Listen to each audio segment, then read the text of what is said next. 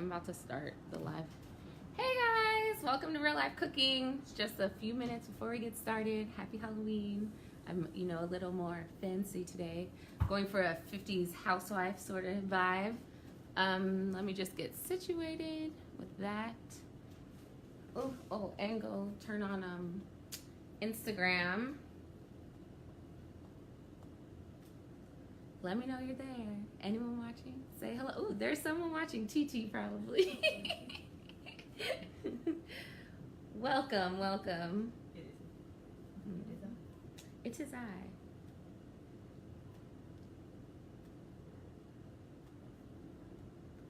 Oh, I want to go live. How do I do that again? Oh, duh, like that. It's been a while. I forgot how to do this. Oh no. Just 1 week. Checking connection. Oh, there you are. You are live. Hey Instagram, Chefleen here with Real Life Cooking Halloween episode. Spooky. Ooh. Hey Johanna, I know you're cooking along at home today. Are you excited? Oh hi, Aunt Jane. Welcome. From all the way from Yosemite, California. Let me just make sure all the angles are good. Hi, my Milwaukee Food King. Warlord Change 1. What's up? What's going on? Notice my costume. I'm going for a 50s like vibe, Stepford sort of wife. That's like not a good thing, right? They're like evil. I don't know. But anyway, welcome. Today we are making shrimp a la Diabla. Let me just close the window and grab my onion. Because we don't want to hear anything too loud going on in the streets of New York City. Woo. All right, I'm here. Woo, welcome. Real Life Cooking. We have TT Lio back. I was gone for a week, went to a wedding, had an amazing time. We have TT Lio back on the ones and twos of technology. And we have Yaz in the peanut gallery back there asking any of our questions that we need. Ooh, and Christmas on Halloween, Yaz brought me some measuring cups, so now we don't have to measure with shot glasses in this house anymore. But that was still a really effective trick. All right, so welcome. Today, I'm Chefleen. Today we're gonna be making shrimp a la Diabla, which is shrimp of the devil, which sounds really spicy and scary, and it is, ha ha ha, just kidding. It's not that scary or spicy. I was actually just explaining to these ladies in my house that these recipes are super easy today. Like, it's gonna go by so fast, you're gonna miss me before I even start. You have a question? We have a question. Why is the microwave full of caution tape? Because it's Halloween, and we're not using the microwave. Caution, stay away, we're gonna use the stove only. We're staying away from the microwave today, and it's just scary. I don't know, I just want to be festive. You see my festive decorations back here? Like, I love holidays. Anyway, so yeah, we're making shrimp a la Diabla, which is a chili-based shrimp, which sounds scary, it's not. And we're pairing it with the reason for the season, pumpkin. Love it or hate it, we're gonna get into why it's actually kind of good for you, and it's not just like, pumpkin spice lattes. We can actually use it in our cooking. Pumpkin pie, like that's what everyone associates pumpkin with. And we're gonna be making pumpkin goat cheese grits. And today, it's a party. We're gonna be making smoking blackberry sage margaritas. So the whole reason for this series is to get you to cook for yourself. I really wanna inspire you, show you it's super easy to cook in your own home. Just this last week, and I honestly don't cook that much either, but like cooking in your own house saves you so much money. I spent just under $200 in the last 3 days going out to eat. Like, horrible. So I'm very excited about this home cooked meal. It's great to be in your house. You can ask any questions you have along the way. Just TT will relay them to me. And yeah, let's go ahead and get started. We're gonna start with our shrimp a la Diabla. And what we're gonna start with is the sauce. So I'm gonna grab my onion. I told you guys to I'm gonna start heating this pan back here. I have like a pretty large skillet to make my sauce. I'm gonna heat it on low. And before I start chopping my onion, I'm gonna grab my dried chilies. Now, for the recipe, dried chilies look like this. For the recipe, I asked you to get guajillo chilies. Guajillo chilies, and I told you needed 8 of them. They're really big and they have a sweet, smoky, and earthy flavor.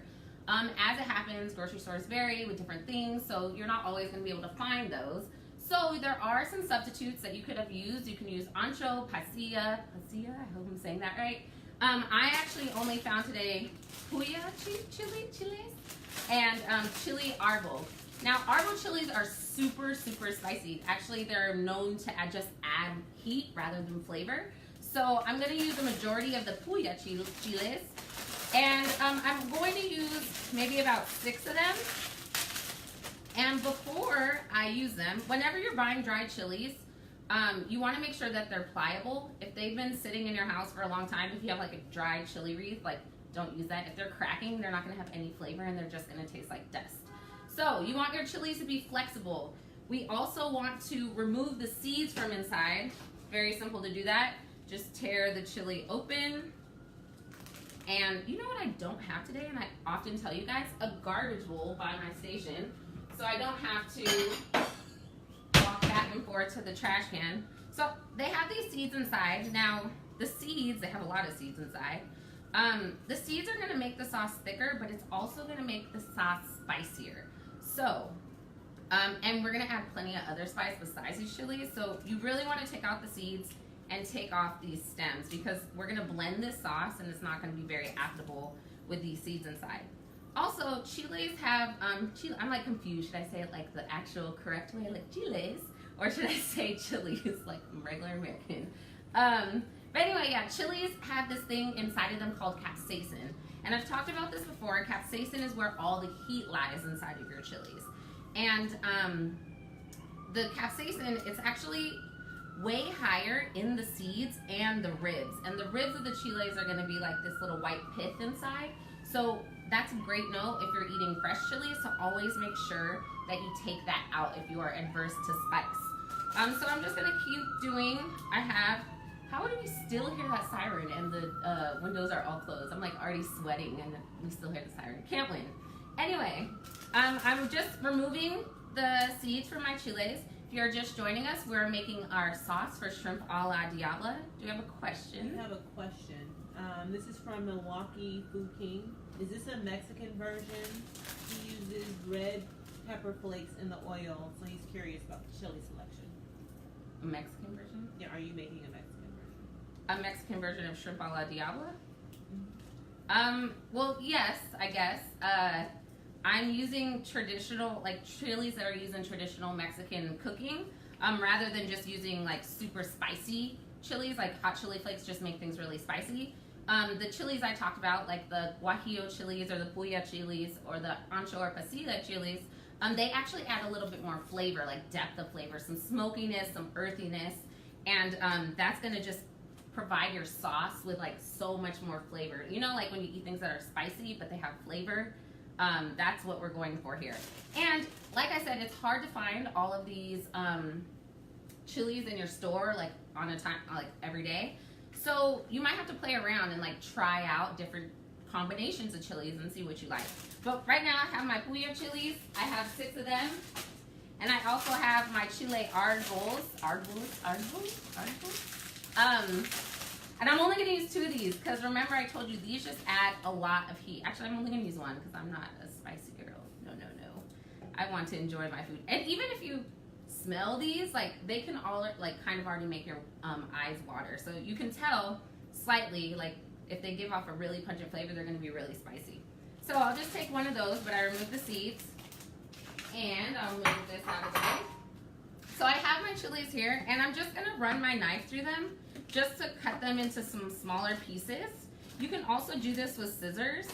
My scissors seem to mysteriously have disappeared. Question.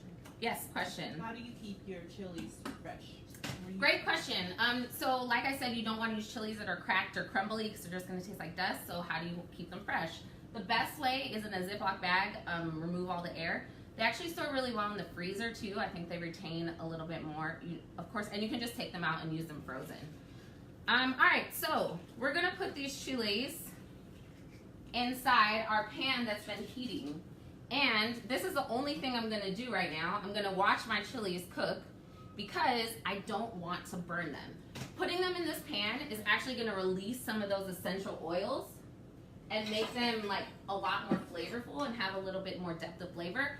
But if they burn, then our whole sauce is going to be ruined. So, I'm gonna stop talking to you and watch my chili. And the way that you'll know, and this is a dry toast, I don't have any oil in the pan, and the way that you'll know that they're ready is you'll start to smell them. Your whole house will start to smell lovely and smoky and Halloweeny. I don't know. And you can move them around like just a little. You don't. It's gonna be hard to tell like by looking at them because they're so dark in color. But just your nose knows when they're done. So actually, I can already kind of smell them now. So I'm just gonna go ahead and remove those out of the pan. I'm gonna use my hands because I live life on the dangerous side. And then I'm going to just go ahead and cut up my onion. I said a medium onion. This is obviously a large onion. I don't, you know, everything kind of varies like depending on how you think of things. This is a large onion to me. It's like almost as big as my hand. So I'm only going to use half of this. I'm going to cut it in half. And I'm going to keep, it's not so important this time. Oh, I'm not going to throw this whole onion away. I'm going to save this. I always tell you guys, make sure to keep the root end intact. In this case, like I said, we're gonna blend this sauce, so it's not so important how we cut it, but we do wanna cut it into manageable pieces so it can toast up and get nice and, ooh, my knives are really dull. I need to sharpen these. I really wanna just put them into smaller pieces so that then they'll cook faster because I'm hungry and I wanna eat as fast as possible. So I'll basically just run my knife through it, just like that, and then just into bigger pieces, just like that. And now I'm going to add some oil, just my regular basic blend of oil. If you wanted to use avocado oil here, like a blend of olive oil, canola oil if you like, and it really doesn't matter because we're not using like super high heat. We're doing more of a saute, just about a tablespoon or so. And then I'm going to turn up my heat a bit and add in my onion. And I'm adding in my onion first because it has a lot more moisture than the garlic that I'm going to be adding in. So by adding in your onion first, you're not going to burn your garlic. You know, and burnt garlic also tastes disgusting, so you don't want to do that. So I'm going to add in some salt. The salt is going to help not only add a first layer of flavor, but it's going to help release some of that moisture inside of the onion. And that's going to make your onion tender and juicy and actually change the structure of your onion and make it nice and sweet. So add like nice depth of sweetness to your sauce. All right, I need to grab my garlic. And while I'm over here, I'll just grab all the rest of my ingredients. Garlic, tomato sauce, oregano, and cumin. For this recipe, I just need 1 clove of garlic. And I don't have to really care about how I'm chopping it so much because I'm just going to add it into the sauce and it's going to be blended up anyway. So typically how I remove the skin from garlic is I just take off the top and take off the bottom, and then typically it comes off, but of course this one want to make me a liar. So I'll just give it a smash with the back of my knife, and then it does pretty generally easily peel off. And then I don't want to put it in there whole because I do want it to have some chance to get all nice and smooth, or not smooth, all nice and toasted equally. So I'll just run my knife like a rough chop. And I want to go ahead and move my onion around. It's getting some nice brown color. Not like a dark, I'm not caramelizing my onions here, but I do want it to become like translucent. So I'm gonna let these go for about 4 minutes or so. I'm gonna go ahead and put my garlic in now. And now that I put my garlic in, I want to be a lot more mindful about stirring it around because like I said, garlic can burn a lot more easily than your onion. Now, I wanted to talk while our onion is cooking down just a little bit more about chiles. So dried chilies are totally different than fresh chilies. You're gonna make completely 2 different sauces if you try to replace one with the other. They're totally different in properties and they have totally different flavors. And they even have totally different names. So for example, you might be familiar with the poblano chili, which is that long green chili. Well, not so long, maybe like this big. And that is actually called an ancho chili when it's dried. And the chipotle chili, which we're actually going to be using chipotles in this recipe, is actually a dried smoked jalapeno. And these are in a vinegary tomato sauce. I have no idea why they sell chipotle chilies like in a jar this big, because unless you are making soup for 500 people, you will never need this much chipotle chili. ask my best friend who added this whole can to her soup one time, and it was like inedible for her to eat. I wasn't there, I just heard the story. But yeah, they're so spicy and just like ridiculous. And yeah, I don't know why. Whoever's in charge of Chipotle chilies, can you make them in a smaller jar? The thing is the best way to save them. I'll just go ahead and open these. So as you can see, they have like some, where's the bowl? They have some like drippy sauce, which sometimes, oh, this is Chipotle salsa. I didn't even get the Chipotle chilies. But actually this is better for us because I don't have to chop them up. So this sauce is actually where all the flavor is. And they just basically blended the Chipotle chilies with a little bit more tomato product. So in this case, totally fine. But as I was talking about the bigger Chipotle chilies, they'll actually be whole Chipotle chilies in the sauce. What you want to do with those is chop them up and then freeze them into little discs like on a baking sheet. And then once they're frozen, put them in a Ziploc bag, and then you can just take out what you need. And you'll have probably Chipotle chili for the rest of your life. You won't need to ever buy another can of Chipotle chili. All right, my onions are doing really well back here. I'm going to turn them down just a little. And I'm going to add to this some oregano. Of course, I didn't remove the paper before because I'm so prepared today. Yeah, so I'm going to add some oregano, and I want to do this before I add in any of my tomato products or my water because I want these herbs to toast just a little bit. About a teaspoon of oregano. And I lowered my heat because I don't want to burn my oregano. I just want to toast it and bring out some of that flavor. And I'm going to add in some cumin. It's just going to nicely be aromatic and amazing. How's it smell in here, ladies? Smells so good. I've been trying to. Smells good, right? Smells like Sunday. Sunday in the fall. Fall is like my favorite season, and it's like the best time to cook because you're not like, well, I'm sweating at the stove right now, but in general you're not. But yeah, so I just want to toast these herbs, and a note about herbs as well as what was I talking about? Oh, the chilies. I want you to go, after you finish watching this, go through your spice cabinet, and if you can't remember when you bought that seasoning, throw it away. Because seasoning should really only last for about 6 months to a year. And if you have oregano that's been sitting in your, on the cruise ship, I used to say, if you've had spices like since your first marriage, like they're just gonna taste like dust. So throw all those away. Make sure you go through your pantry at least, just bi-yearly, is that the word? Biannually, twice a year, and just, check in and see what you have. All right, so to this, ooh, it's getting spicy. I'm gonna add in my tomato sauce. I told you guys just to get 1 can, and that's all you need for one single recipe. I have some hungry people here, so I'm making 2, so I'm gonna be adding in 2. And this is just regular schmegular tomato sauce in a can. I'm gonna add that in. Just straight in. And I'm gonna let this actually cook down just a little before I add in my water, because anytime you let something cook down, it just releases the flavors. Like tomatoes, the longer they cook, become sweeter and more flavorful. And that's what we want. We want a really nice flavorful sauce. That's why, old, well, not even just old, but Italian people cook their tomato sauces for hours and hours and hours. Because just the way you cook things ends up breaking it down and makes it become something totally different. Question, is ketchup an appropriate alternative to Chipotle? No. The question was, tomato sauce. Is ketchup an appropriate substitute for tomato sauce? No, unless you're like 5 years old or something.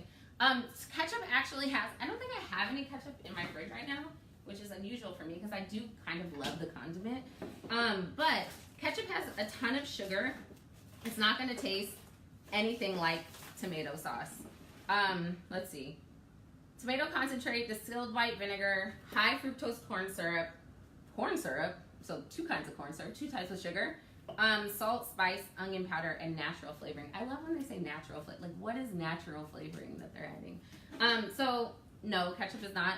As opposed to the tomato sauce that we just put in, it literally is like tomatoes, tomato paste, and water. What about barbecue sauce? Barbecue sauce if you're making a different recipe, maybe. All right, Chipotle. Is now, there any alternative? Alternative for tomato sauce? Whoever is asking this question, if you don't like tomatoes. Is that why you're asking? She probably didn't buy it. She forgot. Oh, okay. You're cooking along and maybe you don't have it. Along, yes. All right, yeah, real life, add in that ketchup. You're going to want to add in some more water. Yeah, it'll taste different, but it won't. Let us know how it turns out. I'll be interested to ask you after. But yeah, in a pinch, it'll work, but I'm strongly against it because it has like all these other things in it that's going to drastically change the flavor. So Chipotle chili. So now, I want to only add a little bit of this. Like I said, Chipotle chilies are super, super hot. So you can always add more, but you can't take it out. So I'm going to add maybe, not even like all of that. I probably added about a teaspoon to mine, but again, this is for your own taste, so if you like more spicy things, you can add in more than that. And now I'm going to also add in about 2 cups of water.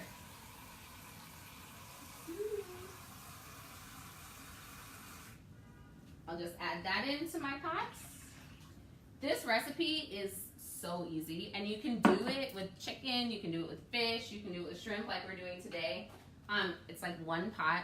I love when they say one pot meals because nothing's ever one pot. You're not chopping and everything in one pot, but it's like one pot and a cutting board and a knife. So it's pretty simple. Oh, and a blender. So see, it's not really one pot, but it is really easy. I'm now going to turn up the heat for my tomato sauce, and I'm going to add back in my toasted chilies from earlier. It's getting a little smoky, like you know how the chilies get in your. Yes. Question. Milwaukee Food King would like to know, why are you not using wine or stock? You could totally use stock or wine. I wouldn't use wine in this case because tomatoes are already so acidic. But you could use stock. I'm just, trying to keep it pescatarian, I guess. I guess I could use seafood stock. Whatever you want to do. Just you need liquid. But I definitely wouldn't use wine because it's very acidic and we already have all that tomato product inside. So now that I have my tomatoes, my onions, my toasted chilies, my garlic, and my spices. I turned it up on high, and I'm going to put the lid on this because I want my chilies to become nice and pliable and soft because I'm going to blend this in the blender. So this is going to need to cook for at least 10 minutes. If you have more time, cook it longer than that, like up to 30 minutes, I would even say. So let me just clean up my area I have going on back here. Now we will move on. Just a few notes about chilies before we move on. If you're just joining us, we're making shrimp a la Diabla. We have our sauce back here going, and we used dry chilies instead of fresh. And chilies are on this Scoville scale. I don't know if you've heard of it. And certain chilies are higher on the Scoville scale. And interestingly, I find this really funny. The way that they determine, so for instance, like Carolina Reapers are like one of the hottest chilies, and they're like at 800,000 to 3 million on this scale, as opposed to like a bell pepper, which is like 0 to 100 on the scale. And the way that they determined this man, William Scoville, like diluted alcohol or chilies in alcohol, and then in varying like strengths of sugar water, and then people actually had to taste this. Until the amount of drops of water it took to like be back to normal after the chili, that's like how high on the scale. So imagine tasting a chili and like you had to have 800,000 drops of whatever. That's like kind of crazy. Science is cool sometimes, but I would not want to be one of those taste testers. All right, so we have our sauce going. Let's get started on our pumpkin goat cheese grits. So for this, you need a pot. You need a wooden spoon. Wooden spoon is a central item in the kitchen. And I'm just gonna go ahead. Let's see what else we have. I have some broth. I have butter, goat cheese, grits. We also have our pumpkin in a can. Reason for the season, pumpkin everything. Pumpkin spice lattes are gross. I tried one the other day, not my favorite thing. All right, so grits. I'm using instant grits because this is real life and I don't want to wait like 40 minutes to an hour to sit there over a stirring pot of grits. Now, everyone's probably like, oh my God, you're a chef. That's so like insulting to food. Listen, I'm a chef, but I also like to eat in a quick amount of time when I'm cooking for myself. So if you have the time or it's a special occasion or you're making a ton of grits for a lot of people, definitely I think it is worth the effort to stir them for 40 minutes. But on a general weeknight or when you're just trying to impress yourself quickly, instant grits are fine. the thing that people don't like about them is that, well, because instant grits cook faster because they're more finely ground. But so some people don't like the texture. So it's just like a textural thing. If you grew up eating like old stirred grits for a long time, or grits that were stirred for a long time, you're probably not going to be like a super fan of instant grits. But I also find when you add mix-ins to grits, instant grits, they kind of just taste like whatever you mix them in. So they still taste delicious. So I'm going to go ahead and start by turning on my stock in the pot back here. And in general, I start with about 2-to-1 ratio of water to grits. I'm gonna inevitably end up adding more liquid to my grits, but I think it's like a pretty good ratio.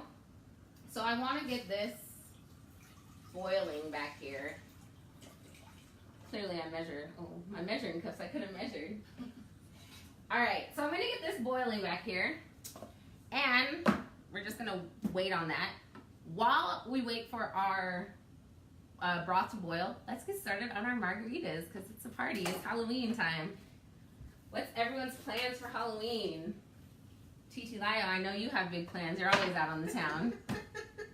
No Same plans that I always have. Oh, okay. Yeah, I can't share with. Oh yeah, you don't want anyone to follow. You don't want anyone to follow you. No. All right, blackberry sage margaritas, tequila, yay! And lemons. We're gonna be using lemons, and of course we need blackberry and sage, and we have some maple syrup for our sweetener in this recipe. I'm gonna just grab my little shaker. If you don't have a shaker, it's really not the end of the world. You can just do this in a jar or even a bowl, or like, what is this thing called? A measuring cup with a spigot is good because then you can pour it and it's nice and easy. Anyway, I'm going to go ahead and juice my lemons. Oh my gosh, I should have paid attention to these lemons. These lemons are not juicy. They're so hard. I went shopping like really early this morning after being out really late, so clearly I wasn't paying attention to these lemons. But in general, when you're looking for juicy lemons, you want to squeeze them in the store. And this feels like a stress ball, so this is not a great lemon to choose. Let's see if any of these are better. I bought so many of them too. Oh, this one's better. Okay, great. We'll use this one and this one. If you want to measure your drinks, typically I use about this much alcohol, which is 1/3 of a cup. This is a double shot of a double shot glass instead of a single shot glass. And then I'm going to add about the same, just a little bit more of lemon juice. Of course, I'm going to eyeball this because that's what I always do.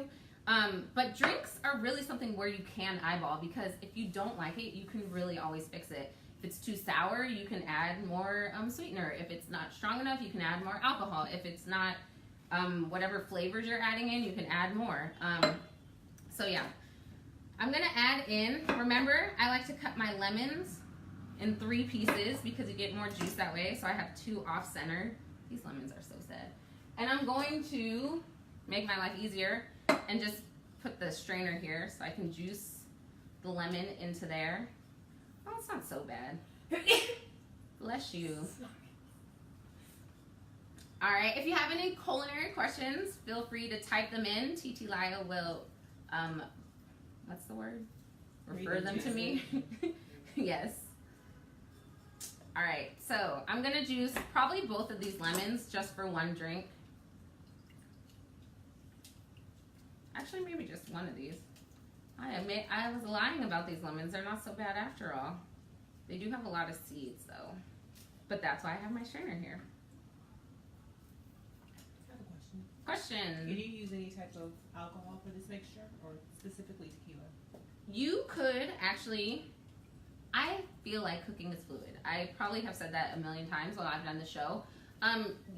You're generally cooking for yourself, so you want to make something that tastes good to you. So if you don't like tequila, I don't know what's wrong with you, but if you don't, you can use, I think actually in this drink, like a bourbon would be kind of nice maybe, because it adds a sweetness. You might want to use a little bit less maple syrup. Maybe even a gin, but gin is very herbaceous. It's made out of juniper? Why can't I say that word? Juniper, there we go, juniper berries. And so it already has like a very herby quality to it. So the sage and the blackberry might be, well, the sage in combination with that might be a little much. But it really just depends on your own flavor combinations. Actually, I need more lemon. So I'm gonna do one more half of this lemon into my cocktail shaker. Oh, this one was nice and juicy, yes. Amazing. I actually found, I get a lot of my recipe inspiration online. I just look around for different recipes, and then I never follow the actual recipe. I'm like, ooh, blackberry and sage, that sounds good.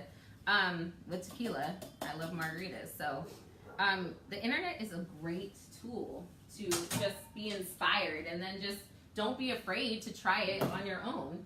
I'm gonna turn this down back here because it was going a little aggressive. It's like a witch's pot back here. All right, so we have our lemon in here, and we have, I wanna add in some sage.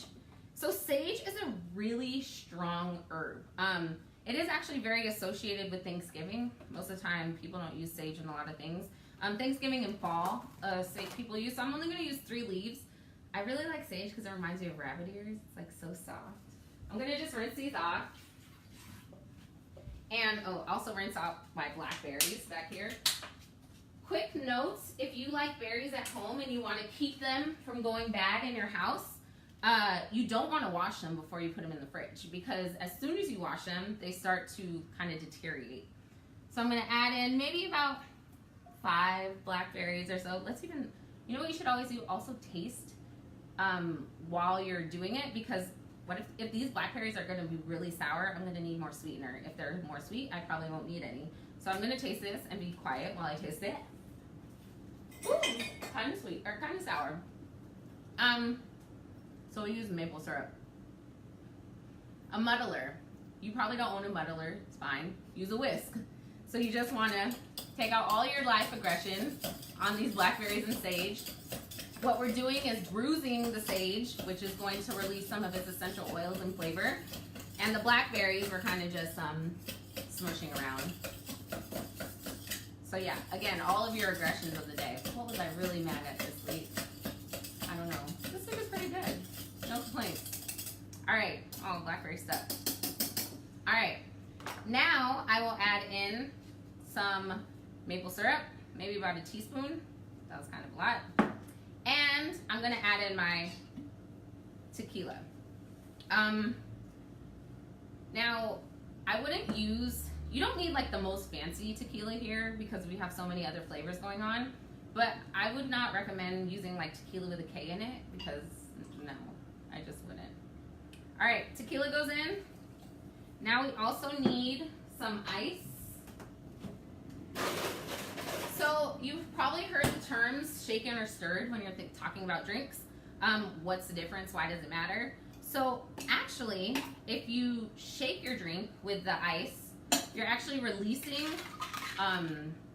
you're bruising the ice more, and more of the ice is getting into your drink. Where did my lid go? Oh, here it is. More of the ice is getting into your drink, so your drink is actually going to be less strong than if you just simply stir it. You're not going to get as much water in your drink. Yes, question. Are there any alternatives to the maple syrup? You could use any sweetener. You could use honey, you could use agave, you could use just raw sugar, but the raw sugar is going to not dissolve as well. You could also use just regular sugar or a simple syrup, which is a lot of bars, actually probably every bar has simple syrup, which is a mixture of water and sugar that's reduced down into a syrup.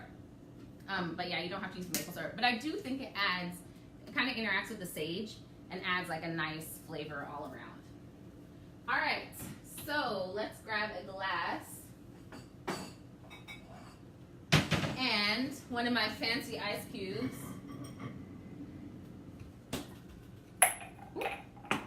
But before I pour it into my fancy glass, and I'm gonna go ahead and garnish it with some blackberries.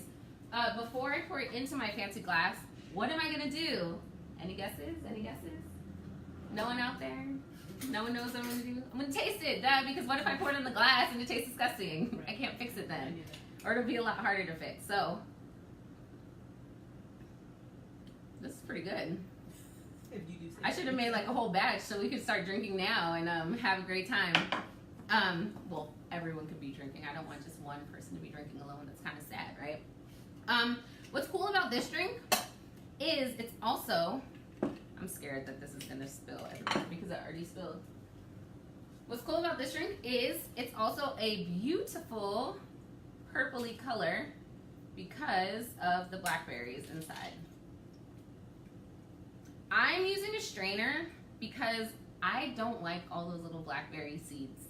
If you like a drink that you can also chew, go ahead and pour the whole thing in. But I like a nice refined drink, so I'm gonna strain out all that mush that I had. But I don't want to, I promised you guys a smoking cocktail. So I'm gonna go ahead and put my sage on the side. And then what I'm gonna do, turn down my pot again, I'm going to light it on fire. Ooh, magic. I feel like a real old school witch.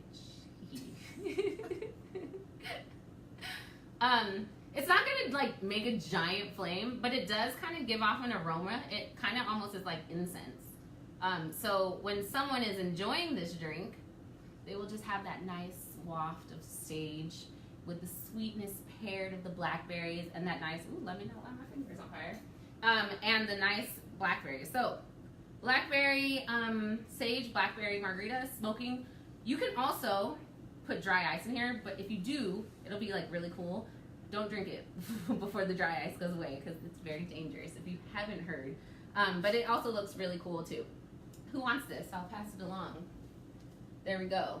Oh, actually, can you take a picture before you destroy it? All right, so welcome if you are just joining us. Thanks for sticking around with me if you have been watching all along. We are making shrimp a la Diabla. We have our sauce going in the back. We just made a smoking blackberry sage margarita, super delicious and such a beautiful color for Halloween. And now we are going to move on to our grits. We're like almost done here. If you're cooking along at home, I hope you're keeping up. If not, don't worry. I'm here. DM me. Let me know what's wrong. All right, so for our grits, we have some broth boiling in the back. Now I'm just gonna add in my grits. Again, I told you I use like a 2-to-1 ratio of broth to grits. If you don't have broth, you can always use water. It's just not gonna be as flavorful. And then, let's move this. Let's clear up our area. Remember, clean station makes better food. I say that like so many times. And then I look around like, yes, question. What should you do if you rub your eye? If you rub your eye with... While you're cooking, I think she might have touched the chili. Oh, I am so sorry. So chilies, I said all that thing about capsaicin. If you get it on your eyes or hands, it's like a really bad news. I've heard milk can help if you have it on your hands. You definitely always want to wash your hands after. If you got it in your eye, just run your eye under running water. That should help. But yes, you can also normally use gloves or use gloves when you're working with chilies. Sorry about that warning. But now you know. Mistakes help you grow. All right. So our grits are in the pan, and I don't want to just leave them back here. I need to give them a stir so they don't stick around or become clumpy. When I was a kid, I used to eat cream of wheat for breakfast. Cream of wheat and grits are kind of similar. And I actually really like the lumps. Like, I'm a texture person. I really like the lumps. But grits, we don't want lumpy grits at all. They're not habitable, and they won't look so beautiful. What happened to the Facebook Live? They won't look so beautiful under our delicious shrimp. All right, so we are cooking our grits. Let me just bring this to you if I can show you. Thanks. So the grits absorbed all that water, or all that broth. So I am going to add just a little bit more broth, and these should cook. Maybe they're instant grits, so maybe about 5 minutes. But again, it's up to your preferences. If you like more mushy grits, you can cook them for longer. But I'm just going to let them go and keep a mindful eye on them. I don't want to go too far because I'm going to need to stir them from time to time so they don't stick and become clumpy. While our grits are going, I'm going to go ahead and move all this stuff to the side. Oh, look at my little baby pumpkin from my parents. Thank you, Mom and Dad. Nice parting gift when you came and visited. I also want to add some salt to my grits. So I'll add that in. And today, we're going to pull out the big machines. We're pulling out a blender. I really try when I'm thinking of recipes to do for the show to not have to use too much equipment because I wanted to make it accessible for you. But you should own a blender. It is a very useful tool for sauces, soups, dressings. It makes your life a whole lot easier. For the longest time, I had like this really old school blender in my old house. It was like an ostracizer from like 1983, and it actually worked better than a lot of like newer blenders. Now I have the Vitamix, which is like the Rolls Royces of all blenders, and it's like my favorite. I was so happy. I came home and I was like, Chris, I got a new blender. It's like, he was like, I was like, never mind. You'll never understand. But it is the best blender ever. But it also, normally the best things ever come with huge price tags. It's like $400, $300. So if you can't afford it, the only reason I did because I worked at Starbucks, honestly. No fears. There's actually a really good alternative. I think I've told you before, I worked at America's Test Kitchen on cruise ships, and they test everything. And they said a comparable version of a blender that's half the price is a Breville. And just, if you're gonna buy a blender, you wanna buy a good one, because there's no point in buying a blender that doesn't blend things and you're eating like chunky smoothies. So really it's one of those pieces of kitchen equipment that I would suggest that you really invest in. Like, don't just buy a $50 blender, because then you're gonna be mad when you're blending things and you're like, why is this just in my kitchen? So yes, blender. Sauce, I need a, yes, I don't wanna burn my hand. I'm going to put my sauce that I have going back here. It's gotten nice and reduced, and let me show you guys. It's a beautiful red color. We're making things with very vibrant colors today. Blood red, ha ha ha, Halloween again. Our chilies are nice and soft in there, and our onions are nice and soft. So now I just need to blend this together. And I'm also, remember, I don't want it to go too far away from my grits. I want to stir my grits back here. I don't want them to, I'm actually going to turn them down. Whoop. There we go. Turn them down and give them a stir. And let me show you this. I hope you're keeping up. We're really multitasking here today. You see that they're pretty clumpy. You don't want your grits to be clumpy like that. So you can add more liquid.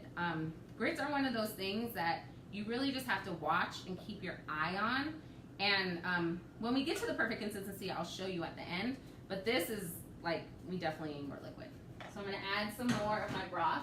If you run out of broth, just use water. Totally fine. All right, now I will carefully, ever so carefully, pour this into my blender without too much of it plopping in my face. Yes. All right, so fun story about me in the 4th grade. Essentially what we're making here is an enchilada sauce. You could use this for making like homemade enchiladas instead of buying it out of a can. And I grew up with a godmother who was from Mexico, and she used to make the most delicious food, like probably why I'm like such a food snob now. She used to make everything from scratch, like all her sauces, tortillas, like everything. I want to go back there. But anyway, she made enchilada sauce. She made these enchiladas that were like stacked on top of each other, so delicious. And so I, being the young chef that I was when I was 8, I was like, oh, I want to make enchilada sauce for myself. So she told me how to make it, basically what we just did here. I put everything in the blender, filled the blender nice and full, like super, super high, really excited about my sauce. And what I didn't know, again, mistakes is how you grow, when I was 8, is that when you put things in the blender and they're steaming hot and your blender is full, it'll explode all over you. So when I was 8, I had enchilada sauce all over my face, all over my hands. Like, it was a horrendous mess, and I was very embarrassed, and not to mention like burnt from enchilada sauce. I'm surprised I'm like not scarred for life from that story. But my mistakes will teach you whenever you're blending something hot. Do not fill it more than halfway. And generally, I like to keep it so that the steam is escaping, so this lid is not going to blow off and blow all over my life. That was like, it was horrible. Please learn from my mistakes. Quick question. What's the grit to water ratio?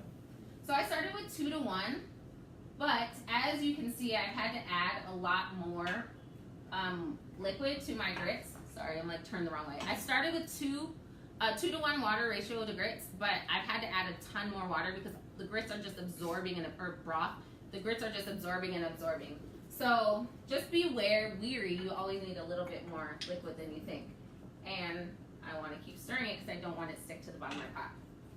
All right, enchilada sauce. Make sure your blender is off when you, now I'm like freaking out after I told that story. Imagine, it's like, psh, it'll really look like Halloween. Bloody mess. All right, so my blender lid is not on too high because I want that steam to escape and not explode all over me. And I'm gonna start it, if your machine has preferences, start it on the lowest preference possible and then just turn it on. And then as you keep blending, you can raise it up.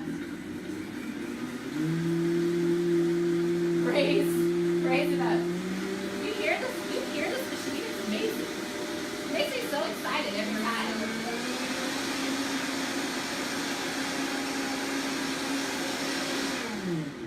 All right. So there's our sauce. I'm just gonna pour it directly back into the same pan we were using.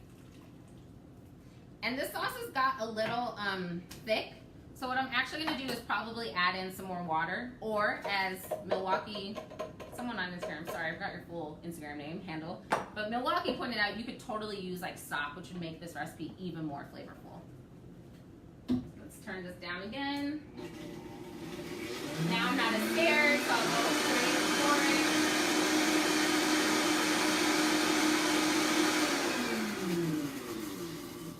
I just turned off my grits because they were like boiling away and I wasn't paying enough attention to them and I don't want them to burn. So I just turned them off and I'll get to them once I finish this sauce. We want to scrape out all of this deliciousness, of course. I find the easiest, so the thing about using machines or tools like the food processor or blender in the kitchen, I find the hardest thing is cleaning them. Like sometimes I don't use the blender because I just don't want to clean it. But the easiest way is to clean it right away, put water in it, and then if you use one of those like scrub brushes, let me show you. Oh wait, oh yeah, here it is. One of these brushes works really well because then you can like get in around all those blades without worrying about cutting off your fingers. Yeah. All right, so we have our sauce. It's beautiful and smooth and amazing. I just want to taste it to see where we're at on flavor profiles. The longer you cook, it's going to change in flavor. I'm scared it's too hot. It's a little spicy. Shrimp of the devil, yep. Right on point. So I'm just gonna go ahead and put this back on the stovetop. And like I said, I feel like my sauce is just a little thick because I'm gonna keep cooking it a little bit more. I'm gonna add just a little bit of water, maybe about not even 1/4 of a cup, just to have it a better consistency for me. And then I'm going to add in my shrimp. So again, I'm using about, these are medium shrimp. We've talked about shrimp before on the show. I asked you to peel them before because last time I was sitting here peeling shrimp forever. And you also want to make sure that you clean out the excrements in the back. You don't want to be eating those. And you can give them a rinse. And using frozen shrimp is completely fine. The easiest way to defrost frozen shrimp is put them under running water for 30 minutes or like around 30 minutes, and they should defrost very, very quickly. And all I'm gonna do to these is just go ahead and add them to our flavorful sauce. And then I will put the lid on. My heat is gonna be on very low because I want them to simmer. I do not want these shrimp to boil because then they're gonna be very, very tough. Essentially, I'm actually poaching them, which is at a lower temperature, not boiling, because if you boil proteins, you change their structure inside of them and they actually become like really tough and rubbery. Not something you actually want to eat. Then they really will be shrimp of the devil, but not because of the spice level. All right, so I'm just gonna make sure that they're all in one even layer and the heat is at the right temperature, a low heat there, and put my lid back on. These should take maybe 4 minutes. Yes, question? Comment. I forgot you made these a double. What? I forgot this was a double shot. Oh. TT says the drink is strong and delicious. Yes. Yes. And if she misses any questions, you know why now. Yes. All right. Let's go ahead and finish up our grits while our shrimp are cooking, our shrimp of the devil are cooking. So they still are pretty thick right now. How you know your grits are done? You taste them. They are essentially going to be gritty. That's their name. They're gritty. But if they are too chewy for you, just cook them longer.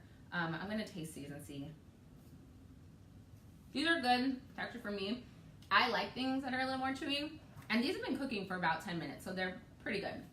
So now what we're gonna do is add in our flavorings. We're gonna add in the stick of butter. That's what makes grits good. If you wanted to keep these, well, I guess you can't really keep them dairy-free because we're also adding goat cheese. But if you are someone that has issues with dairy, goat cheese is actually the best kind of cheese that you can eat for 3 different reasons. Goat cheese is it has smaller fat molecules and a different protein structure than milk. And it has less lactose, so it's actually better for you to digest and easier for you to digest. If you want to cheat, goat cheese is the way to go. I really like the acidic it adds to it. And it really pairs nicely with the pumpkin. I'm gonna add 2 ounces or half of this stick of goat cheese. Literally, this is how you make grits good: butter and cheese. And I'm just gonna stir this around. Like I said, my grits are a little. They were a little thicker than I like, but this goat cheese and butter melting inside of them is gonna make them like that. That's what we're looking for, that like smoothable, drippy consistency. And I promised we are making these pumpkin goat cheese grits. So, 1 second, we have a technical difficulty going on over here. All right, 1 second. Instagram people are like sad over here. All right, sorry Instagram, we lost you because my phone was dying because I was, yeah. All right, we're gonna add in our pumpkin. We're gonna add in about half a can of this pumpkin, and make sure that you didn't buy pumpkin pie filling because that's totally different thing than pureed pumpkin. Pumpkin pie filling is gonna have sugar in it, it's gonna have spices, and you're gonna taste like you're eating pumpkin pie grits. We just want pumpkin flavored grits, not pumpkin pie flavored grits. So add in about half the can. Pumpkin, love it or hate it. It's really good for you. It's high in fiber, high in vitamin A, which is where it gets bright color from. And it adds to your immunity and your vision, and it actually gives you better skin because of the beta carotene in it. So we're just gonna stir that around. Look at this. Oh, looks amazing. We're gonna stir that around. What can you do with this leftover pumpkin? Like I just said, it's great for your skin. So you can actually mix this leftover pumpkin with an egg, honey, and some milk, and rub it on your face, and then you'll be beautifully glowing with your pumpkin facial. So we'll just mix this around, and of course, yes, question. How much pumpkin and how much goat cheese? I used 2 ounces, or about a half of this log of the goat cheese, about this package. And I used half of a can of pumpkin. And I want to taste this now. Tastes like pumpkin goat cheese grits. But I do want to add in some salt. That's going to really set it off. And I'm going to add in just a little bit of lemon juice. Just that acidity will help balance that deep pumpkin flavor. And we'll mix that in. And now it is about time to plate. I told you guys to get some cilantro or parsley. That's really just for garnish. We're gonna add that into our sauce at the end. Oh, this is like perfect consistency. That lump was actually the big clump of butter. It's not a lump in my grits. But this is great, like this drippable consistency there. Let's go ahead and plate up our food. Oh, let me chop up cilantro. You can use cilantro or parsley. Because we use those Spanish or Mexican chilies, I think cilantro is a more appropriate pairing, but I know a lot of people don't like cilantro, so you just need something green and fresh to top it off. Additionally, I also said that you could top it with some pumpkin seeds. What that's gonna do is give your dish some texture, and you know, you're echoing that pumpkin flavor. All right, so we'll put a nice plot of grits on our plates. Are we making Kathleen size portion or TT size portion? All right, and our shrimp should be done now. How do you tell your shrimp are done? It's going to be a little difficult because the sauce is so red that normally you tell your shrimp are done because they turn pink. But the sauce is so red that it's going to be hard. The way you can tell your shrimp are done, they'll actually curl into a little C because their proteins have tightened. I have one more spoon. Yep. We're going to use a slotted spoon to remove these. They look so good. Nice and saucy. Just put that on top of our grits. And then you can add just a little bit more of that sauce around to make your dish look fancier. Just like around the plate, just like that.